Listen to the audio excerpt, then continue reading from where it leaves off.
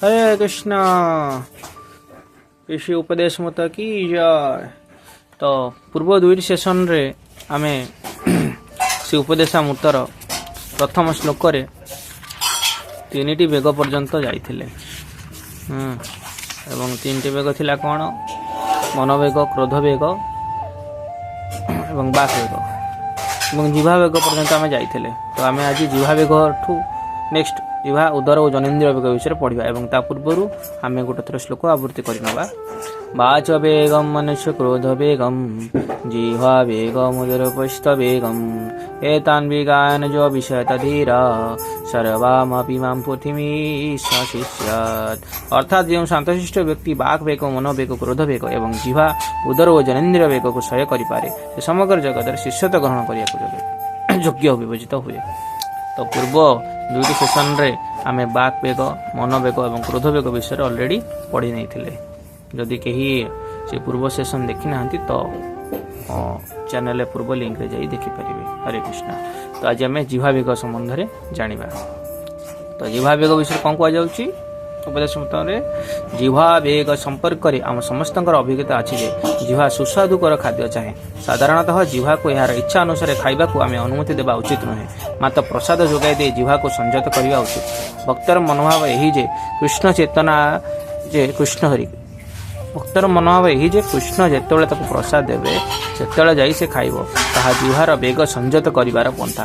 ନିର୍ଦ୍ଦିଷ୍ଟ ସମୟରେ ପ୍ରସାଦ ଗ୍ରହଣ କରିବା ଉଚିତ ଏବଂ ଜିह्ବା କିମ୍ବା ଉଦର ବେଗକୁ ସନ୍ତୁଷ୍ଟ କରିବା ପାଇଁ କେବଳ ରେଷ୍ଟୁରାଣ୍ଟ ବା ମିଠାଇ ଦୋକାନରେ ଖାଇବା ଉଚିତ ନୁହେଁ। ଆମେ କେବଳ ପ୍ରସାଦ ପାଇବା ନୀତିରେ ଯଦି ଅବିଚଳିତ ରହୁ ତେବେ ଉଦର ଓ ଜିହ୍ବାର ବେଗକୁ ସଂଯତ କରାଯାଇପାରିବ। ହରେ କୃଷ୍ଣ। ତ ଜିହ୍ବା ବେଗ ସମ୍ବନ୍ଧରେ आम समस्त अभिज्ञता अच्छी कौन जे जिह्वा सब कौन चाहे? सुस्वादुकर खाद्य चाहे। हाँ, तो आमको सब कह यही भल मिठा जिन खाइबी, भल तेल बा मसला जिन खाइबी, किंतु आमको कौन करवा कथा ये अनुमति देवा उचित नुहे। किंतु आम यही जो शक्ति टी आम कौ मध्यम कन्वर्ट करमती कि जिह्वा को प्रसाद देवा, कृष्ण को प्रसाद दे संजत कर जहाद्वारा से प्रसाद ही खाइब एवं अलग किसी खाइबनी। ठीक अच्छे। आउ जिह्वा वेग को आम कंट्रोल करने द्वारा आम नेक्स्ट रहा आमर उदर वेग और जनेन्द्रिय वेग ताकू आमे संजत करि परिबा। तो all are connected to each other. अर्थात बाक वेग सह मनोवेग कनेक्टेड, मानवेग सह क्रोध वेग सहित आमर जिह्वा वेग सहित आमर कनेक्टेड है उदर और जनेन्द्रिय वेग। तो all are connected to each other. जदि आमे गोटे पार्ट को भी आमे छाड़ीदेबा कि ताकू संजत न करिबा तेबे यहाँ आम पई बहुत बहुत माने विपरीत हो पारे आमको भक्ति मार्ग आग को बढ़िया रखिपारे। तो नेक्स्ट देखु से भाव में जनेन्द्रिय नेक्स्ट जिह्वा वेग पर कौ वेग आसला? जनेन्द्रिय।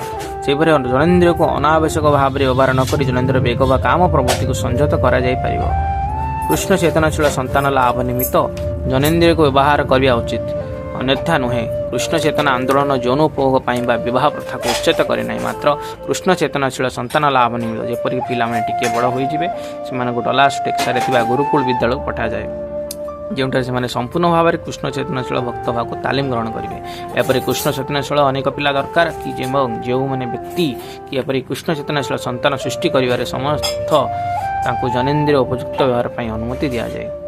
तो ये कौन कहला आमर कौन रहे जिते आम जिह्वा वेग पर है जनेन्द्रिय वेग आसला। तो जनेन्द्रिय वेग आम या काम प्रवृत्ति से संजत कर। हाँ, तो आम या एमती यूज करवानी जहाँकि केवल काम प्रवृत्ति ही आकृष्ट कर। कृष्ण चेतना कौन जनेन्द्रिय कौन आमर यूज हुए? कृष्ण चेतनशील संतान लाभ निमित्त जनेन्द्रिय व्यवहार करा उचित बोले खाई अन्यथा नुहे। अर्थात आम निजर कामना बा लालसा उपभोग करने निमित्त जनेन्द्रिय को यूज करने कथा नुह। आम तापर कौन करवा?